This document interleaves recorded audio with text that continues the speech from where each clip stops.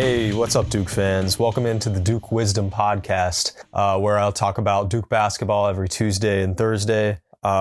This is something I've been wanting to do for a long time. I started Duke Wisdom about 10 years ago, but have never gotten into the podcast space. But it's something that I've thought about doing for a while, and something that I've just now got serious about. But you guys don't want to hear me drone on about this means for Duke Wisdom. Let's get into the topic of the episode. Let's just jump right into it. I want to talk about recruiting is something that I've kind of got my staple on. I ran at Duke Recruiting for the longest time, and I think that it's something that a lot of people like hearing about, especially this time of year with Peach Jam just ending in July. And recruiting is really the main focal point for Duke basketball in the summertime. And so I wanted to kind of give my thoughts on not just what next year's roster's going to look like, but the year after and the year after that. I think it's actually a little bit easier now to project what that roster turnover from year to year is going to look like than it was under Mike Krzyzewski. Under Coach K, toward the end of his years as the head coach, the roster turnover was wild. It was everybody out every season almost. The last season is a bit of an outlier because it was his last season, but Duke lost every scholarship player outside of Jeremy Roach and Jalen Blakes. Now, you can't expect that kind of turnover every year, but even just after 2018, Duke loses the entire starting lineup. After 2019, they lose the main core outside of Trey Jones, and then after 2020, they lose Jones and Carey and Stanley. After 21, even an off year, Duke is losing its two highest scorers in Matt Hurt and DJ Stewart. And so now Duke found a way to control its top four scorers to return for the first time since the gap from 1985 to 1986, when Johnny Dawkins, Mark Allery, Dave Henderson, and Jay Billis returned from their junior to senior seasons. Now Duke has back its top four scorers: Kyle Filipowski, Jeremy Roach, Mark Mitchell, and Tyrese Proctor. Yes, they still lost Derek Lively and Derek Whitehead to the draft, but the retention that Jon Scheyer was able to achieve is night and day from what Duke fans have been used to. And it's a big breath of fresh air, really, to see this kind of retention. And I think a lot of it can boil down to NIL. I think maybe NIL is getting a little bit too much credit for that. I think that this group specifically, Jon Scheyer went out and he recruited guys that he knew wanted to be there, that he knew wanted to win. And I think that you don't have to look any further than the guys that stayed, both opting not to go into the draft or the portal. Because, look at Kyle Filipowski. In recent memory, there's only one other guy comparable in terms of he could have been a mid-first round pick, and he decided to return college. The only guy that I can think matches that is Grayson Allen, really, in terms of having a stock that high and electing to come back. Yeah, Filipowski's right up there with Grayson Allen. And then, Tyrese Proctor's a guy that could have left, but ultimately I think that when he reclassed his intention, he always knew that he was supposed to be part of the 2024 NBA draft class. And so it wasn't a very difficult decision for him. That's what he discussed on the Brotherhood podcast. But I think that really you see the kinds of guy that Sheyer's going after when you look at the 4-star recruit that he got in Jaden Schutt. Jaden Schutt not transferring is maybe as big a testimony to what Scheyer has built so quickly. This is a guy that didn't really see many minutes as a freshman. Honestly, when he came in, he struggled to shoot the ball as effectively as he probably would have liked to. And then Duke brings in Jared McCain. Duke brings in Caleb Foster. Duke brings in TJ Power, and they retain Jeremy Roach. They retain Tyrese Proctor. They retain Jalen Blakes, who Jalen Blakes honestly fits the bill kind of like Schutt does in this regard. That it would have been so easy for Schutt to jump ship. Even Darren Harris is committed for the class of 2024 and will be coming in at that same position just a year later. It would have been so easy for Schutt to jump ship, but he stuck with it. He stayed the course, and I think that is a testament to what Scheyer has built. The kind of players that he has brought in are guys that want to stick around, guys that want to see this out, that they believe in the system that he's building, they believe in the team he's building, and they want to win. And so I think that the players that he's offering now kind of show that as well. And I think it's become a little easier to predict where the team is heading because Scheyer has built it in a sort of a different way, and college basketball is changing in different ways. I was at a press conference with UNC head coach Hubert Davis recently, and he said that you can 100% predict that you're not going to know what the team's going to look like from year to year. And I think that is incredibly true for what North Carolina's dealing with right now, having had 7 transfers leaving. I think that's incredibly true for most college basketball teams right now, which is why it is amazing that Jon Scheyer has flipped the script on that, especially at Duke, where players have been coming in and out of the draft. And in previous years, hitting the portal in larger numbers than most schools, but the fact that Duke was the only Power 5 school that didn't have a player transfer either mid-season or after the season. I mean, that's an incredible number. And I think that we're going to see more players stay, but I don't think that the same guys who elected to come back for this season are also going to elect to come back for the next season. But I'll head into that. I'll jump into that. So I want to first, talk about this team a little bit, and then I'll start talking about the recruiting trail for the class of 2024 and where the roster's heading. So I'm going to do another episode on who I think's taking home the starting spots for this year's team. That'll be coming out next Tuesday. But basically, you've got Jeremy Roach, Tyrese Proctor, Mark Mitchell, Kyle Filipowski. Those guys are starting. Then you've just got an array of talented players on this squad that are going to be vying for minutes. I mean, there are 12 legitimate rotation-esque players on this roster. Outside of those four, the core four returning players, you've also got Ryan Young coming back. You've got Caleb Foster, Jared McCain, Sean Stewart, and TJ Power coming in as really talented 5-star freshmen. Outside of those guys, you've got some really talented bench pieces. I've already talked about Shootin' Blakes. Let's talk about 7'1" Christian Reeves. I mean, he fills a need that I feel like Duke really does have room for on this roster because, Filipowski, he is 7 feet tall. He's not exactly the rim protector that Derek Lively II was or Mark Williams was. Not many are, but I think Duke fans may be a bit spoiled from the last 2 seasons with Williams and Lively shot blocking capabilities. But if you want to try to emulate that at all, the guy on the roster to do it is probably Reeves. I think Stewart can also be a shot blocker, but he's at a lower height, a lower amount of length. He's got the ups for it. There's no doubt about that. But Reeves build-wise matches Williams and Lively most closely. And I think that's a really interesting guy to look at when it comes to playing time this season. But ultimately, I think who Duke retains from the end of this season will have a lot to do with how this season ends. If this season ends in victory, if Duke is a Final Four or even a national championship team, which is certainly not out of the question with how talented this team is, Duke's going to lose most of its main players, a lot of its main players. If it ends in disappointment, I think there's a chance that Duke is bringing back some guys that you probably wouldn't guess they'd bring back. Kyle Filipowski is a guy that just wants to win. And I've had hopes that he'd be a guy that stuck around to be an upperclassman, that he could be a guy that breaks the jersey retirement curse, that no Duke players had a jersey retired in 18 years. I'm not going to get into the fact that Kyle Singler should absolutely have his jersey retired. That's a discussion for another day. But Filipowski could be, he's going to be a guy, he's going to probably be the 13th Blue Devil all time to cross 1,000 points in scoring within his first 2 years at Duke. And if he leaves after his sophomore year, he will join only Luke Kennard as one of 2 Blue Devils to score 1,000 points and leave after 2 years. That's a pretty incredible thing to think about. Filipowski has chances to do really historically significant things in a Duke jersey. And if he stayed more than 2 years, the opportunities are endless. But ultimately, I think Duke does well enough this year that Filipowski does not return for his junior year. I mean, he talked about in the Brotherhood podcast, the injury, is something that was there.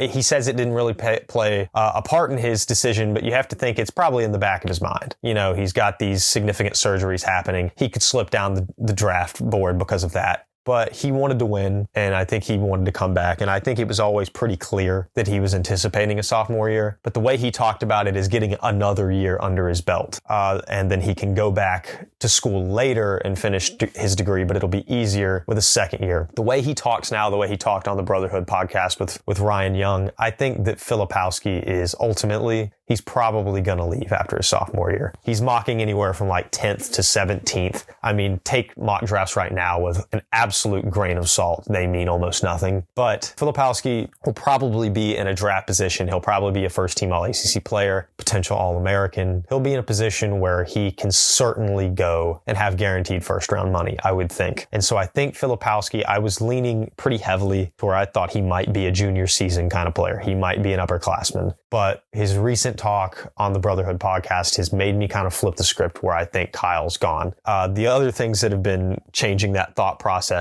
are the guys that John Shire has started to recruit more heavily. And I'm talking about Flory Badunga, and I'm talking about Patrick Ngongba. Those guys, the big men that he's recruiting, he previously wasn't. And I think it was really easy to see that John Shire knew Kyle Filipowski was coming back for a sophomore year just by analyzing his recruiting patterns. I mean, if you looked at the class of 23, he wrapped it up with a pretty bow very early. And he wasn't going after any traditional big men. I mean, zero. He got Sean Stewart. He landed Sean Stewart. And that is the extent to which he went after big men, which means he clearly believed in Christian Reeves to hold down the back. He knew that Ryan Young had another year of eligibility and that he would most likely use it.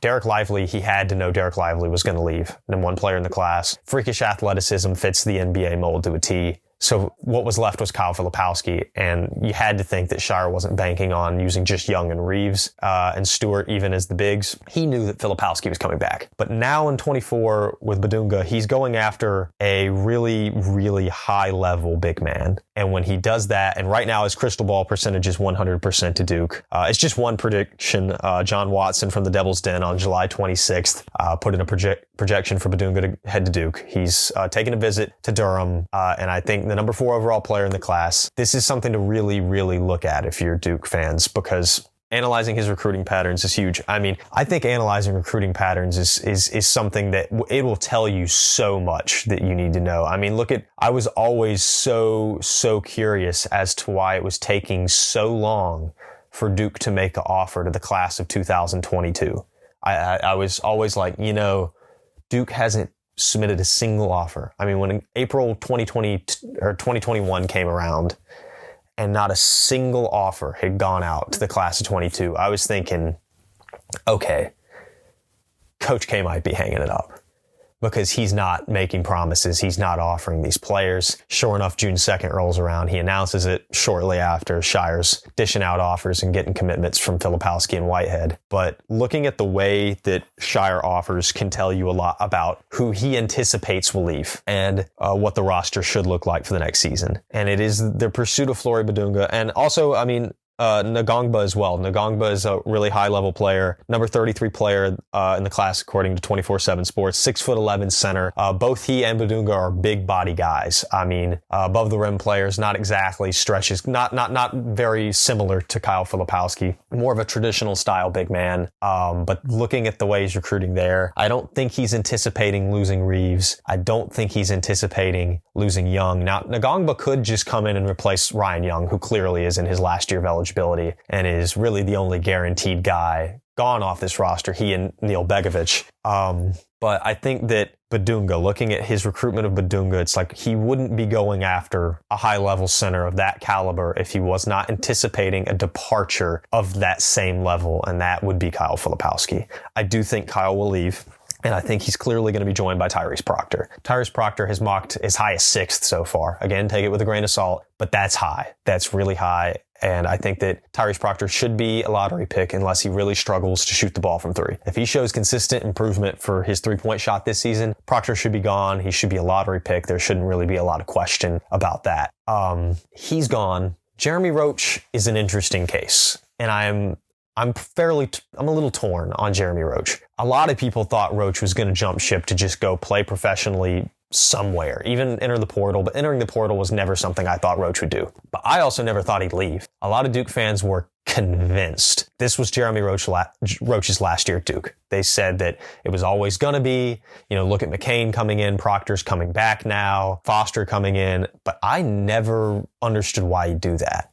That professional career is waiting for him in a year, in 2 years. He will have the same prospects professionally, regardless of when he leaves Duke. Whether he had left after junior, senior, might as well go get that degree, might as well go try for a national championship, might as well go be the first player in 7 seasons to cross the 1,000 point threshold. He'll be the first player to do that since Emil Jefferson did it in his 5th year in 2017. Jeremy's only 20 points away. Got to think he gets it in either game 1 or game 2, maybe against Arizona. But why not come back for that stuff? Why not come back to be a team captain for the 2nd time in a row? And for me, it's like Duke's not really, they're going hard after one guard in the class of 24, one guy, and that's Dylan Harper. And for me, I think the only way that Duke's getting Harper is if Jared McCain or Caleb Foster plays well enough to be a fringe first round pick and they declare for the draft alongside Proctor and also probably Roach leaving after his senior season as well. That way, I think Harper goes to Duke. And I think Duke has a good amount of momentum in Harper's race. But Brendan Marks of The Athletic said it best on the Locked On Blue Devils podcast. He said, Duke is in a really strong position for Dylan, but certainly Rutgers is probably more the favorite at this point. And I think that's 100% accurate. I think Harper, right now, if I had to pick, I'd say he's going to Rutgers. And the reason for that is I think Jared McCain and Caleb Foster are both coming back for their sophomore year. Just a correction I want to issue here that The Ringer and Kevin O'Connor just put out a mock draft today, actually, that has Tyrese Proctor 10th overall, Caleb Foster 12th, Jared McCain 18, and Kyle Filipowski 19. That is a lot higher mocking than I thought would be there for McCain and Foster, especially for Caleb Foster. But I am going to stick by the fact that I don't think that both of those guys are going to be one and done players with Proctor. I don't think there's enough time for all three of those guys to make enough impact to all be top 18 picks. I think on face value, talent-wise, they certainly are that good. I think that 1 out of 2 at least of McCain or Foster will return, which is interesting because then that kind of opens the door more for Jeremy Roach to potentially use that 5th year, or for Dylan Harper to be a legitimate landing spot in Durham. So that does make things more interesting, but I just wanted to add this context in here. I recorded this before the mock draft, and I was already off base when it came to projecting their draft status, but that does make things more interesting for sure.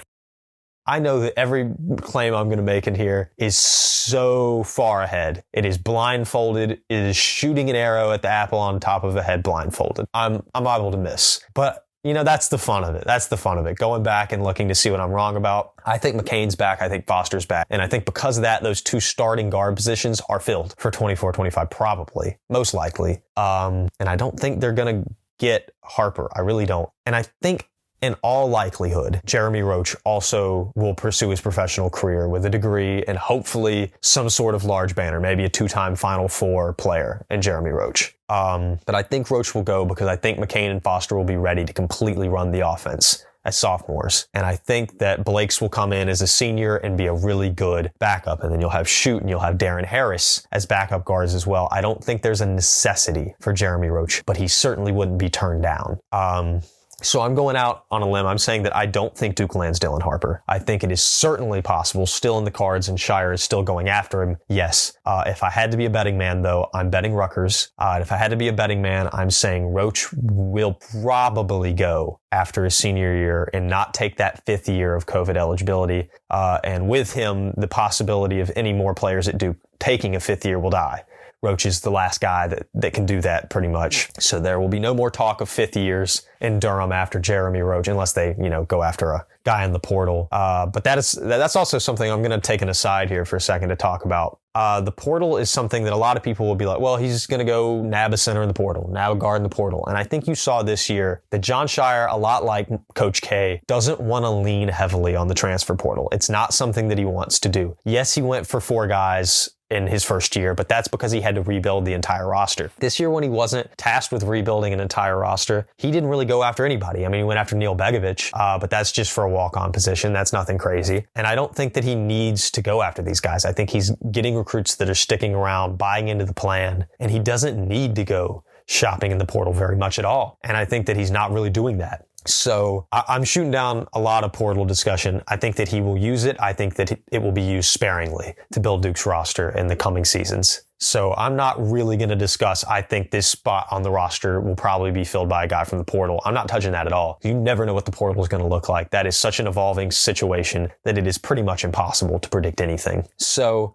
anyway, Filipowski gone, Proctor gone, probably Roach gone as well. Let's dive into the last guy that's probably gone, Mark Mitchell. Projected probably an end of first round pick, maybe early second rounder. I think Mitchell can easily work his way into first round pick. He's got great length, 6'9", can really play above the rim. If he can get that 3-point shot working a little bit better, a little bit more fluid, he's a great defender as well. Then I think Mark Mitchell will be probably an end of first round type selection, especially if Duke has the type of season that it's looking at having. And if you look at the guys that John Shire is offering the commits he has already. I mean, Isaiah Evans, Darren Harris, they're 6'6" small forwards. Not exactly the same position as Mitchell, no doubt about that. But you got to think about the power forward position. Stewart is going to be ready as a sophomore to step right into that starting power forward role. And then you look at other guys that he's offered. VJ Edgecombe, Con Knippel, those guys, both small forwards, not exactly as tall as Mitchell, but positionally, Shire has been dealing out offers to wing forwards, to wing players. Not to mention some guy named Cooper Flagg that just made his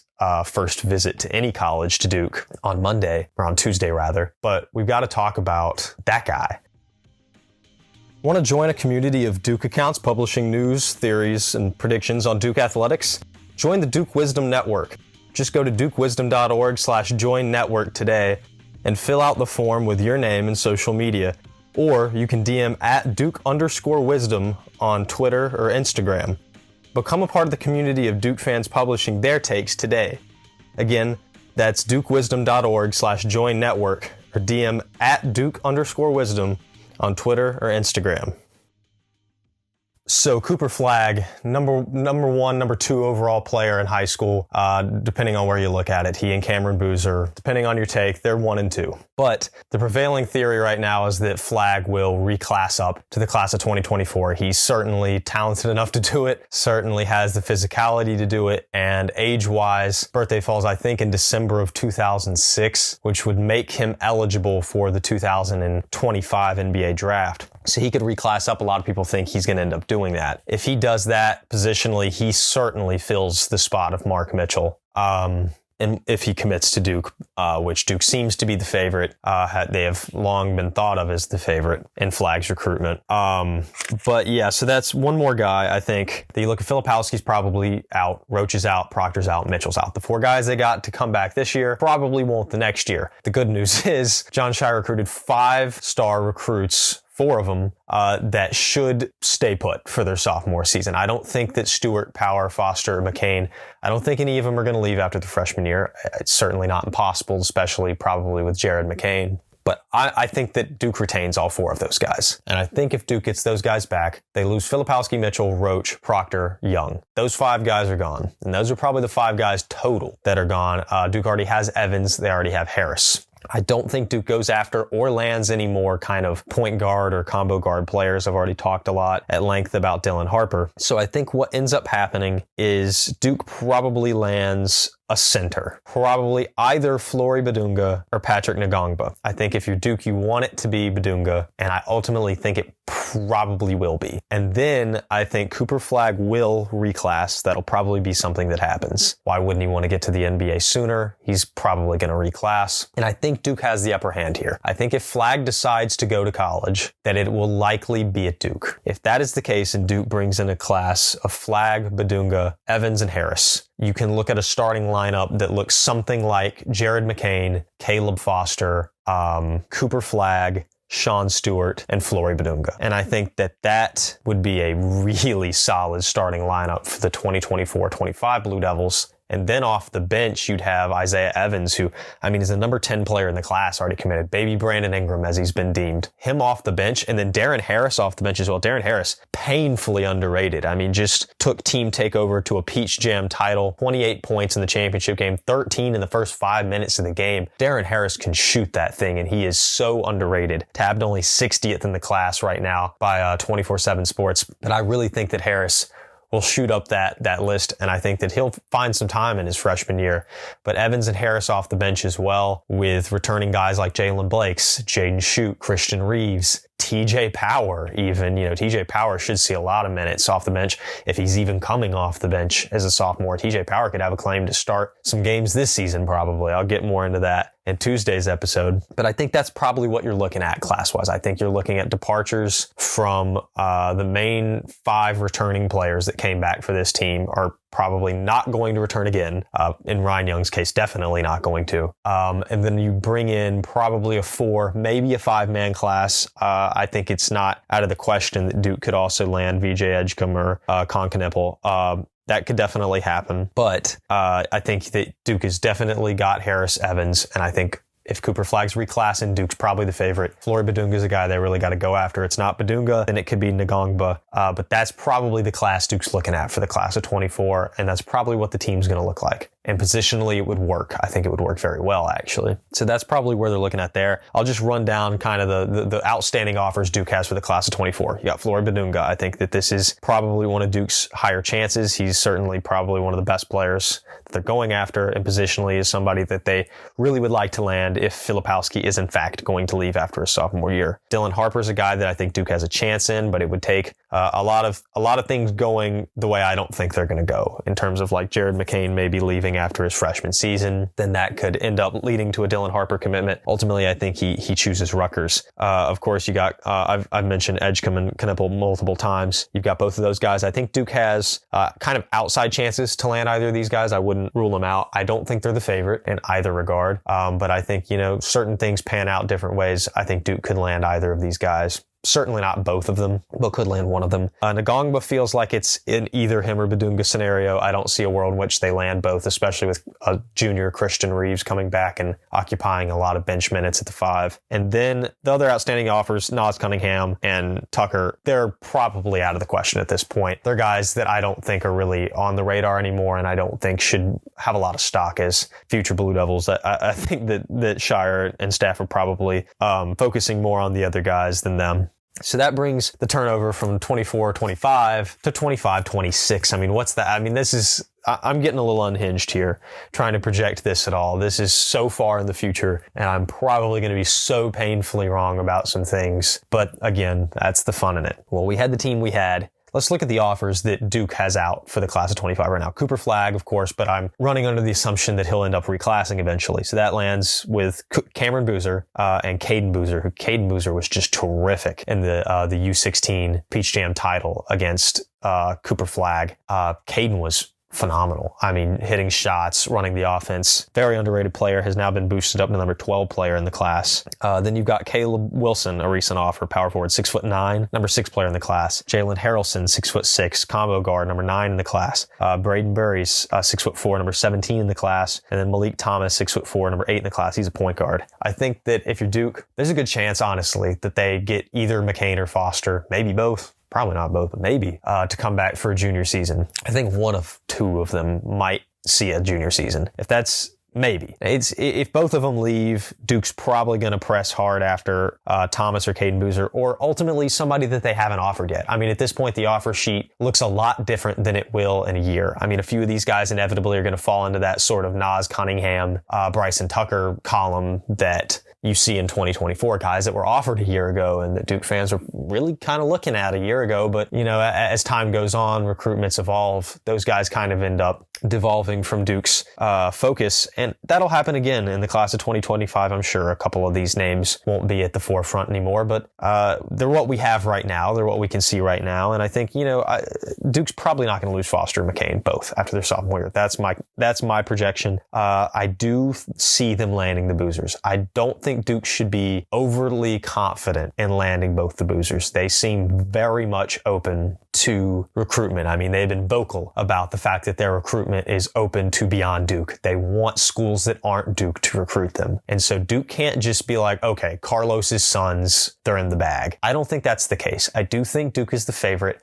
I think Duke is the team to beat when it comes to the Boozer twins, but they can't assume anything. Now, if they do land the Boozers, Caden steps into a point guard role. Whether that's starting or not, we'll see. But I think that if they get the Boozers, they might land another guy. I think Stewart could be a kind of guy that might be a 2-and-done kind of player. Cooper Flagg would certainly be a 1-and-done. You have to think Flory Badunga would be as well. If Badunga's a 1-and-done, you kind of get Cameron Boozer to step in there. I think, replacing Cooper Flagg is a job that could be done by a plethora of guys on this offer list. I mean, Caleb Wilson could step in to that position. Is he going to be a 1-for-1 replacement? Probably not, but he could come in and replace that. I'm talking hypothetical guys replacing guys that haven't committed and won't commit for a while. That's how unhinged this first episode is, but this is the kind of theorizing you want to see, man. I mean, it's August and there's not a crazy amount to talk about, so I'm talking about replacing a guy that hasn't even committed yet. But I think you're looking at the Boozers as your primary guys to land here on this list. And I think there's a lot of intrigue with Caleb Wilson as well. So obviously guys like Reeves will step into bigger roles by 2026. That would be his senior season. Crazy to think that we're thinking that far into the future. It's really hard to predict this, especially when the offer sheet doesn't look like what it will look like. But I think involving the Boozers and thoughts of what that season will look like, and Christian Reeves and TJ Power and maybe even, Foster and McCain into what that season hopefully will look like as well. I think Duke has the foundation for what this team is going to look like for the coming years. And I think that's the point of making this episode, is showing that Duke's going to have a lot more roster continuity. I think it's not going to be the 90s. We're not going back to everybody stays 4 years. The roster hardly changes from year to year. No, that's not happening. There will be one and dones. There will probably be multiple one and dones most seasons still. But I think there's going to be more guys coming back, more fringe 5 stars opting for a second year, because there's incentive to do so with NIL. But Jon Scheyer's going after guys that he knows are buying into the system. Guys are going to do what's best for them. And if going to the league after years, what's best for them, that's what's best for them. But you'll have guys like this past season that what's best for them, what is returning. Filipowski wanted to win, wanted to build a legacy. Mark Mitchell building that draft stock up. Tyrese Proctor, the same thing, and they want to win as well. Jeremy Roach wants to be that captain and win again, and he knows that opportunity is always waiting whenever he decides to leave. But I think it's really interesting to look at this. And I think looking at the offer breakdown, looking at who Scheyer is going after, who he's going after hard, that kind of recruiting breakdown really can be very telling. It can really show you who he anticipates probably will leave and probably will not. I think it is a very important thing to look at when you're building your expectations for the seasons to come. And I think the seasons to come are very exciting. I mean, this season, Duke probably projects to be the number 2 team preseason, or somewhere around there. It's especially, definitely a top 5 team. And I think that's very exciting. The prospects that this could be a Final Four, a national championship team, are very exciting. And then to follow that team with, potentially 3 or 4 returning 5-star freshmen to their sophomore seasons, and then bringing in one of the most hyped up recruits of the decade in Cooper Flagg would be ginormous, and that could make next year's team fantastic. And then the following season, with the Boozers, there's a lot to be excited about in the years coming for Duke basketball. Everything's evolving in college basketball. Everything's evolving in Duke basketball. And things are looking good. And hopefully things are looking good for this podcast. I want to thank you guys for clicking on and listening. I don't know how many people are going to be tuning in for the first one, but I'm going to keep building on this and hopefully get some more listeners as we go. If you want to be a guest on the podcast, please reach out. DM at Duke_wisdom on Twitter/X. Reach out the same on Instagram. We can talk Duke men's basketball, Duke women's basketball, or even Duke football here. Make sure to follow at Duke_wisdom on Twitter/X, Instagram, and Threads. You can also follow at Duke_wisdom WBB for women's basketball content on Twitter/X. And you can also follow at Duke_wisdom FB for football content that will hopefully be starting up soon as the season ramps up. Thank you so much for listening. Make sure you like and subscribe and leave a review on the podcast. That would be super helpful. Thanks so much.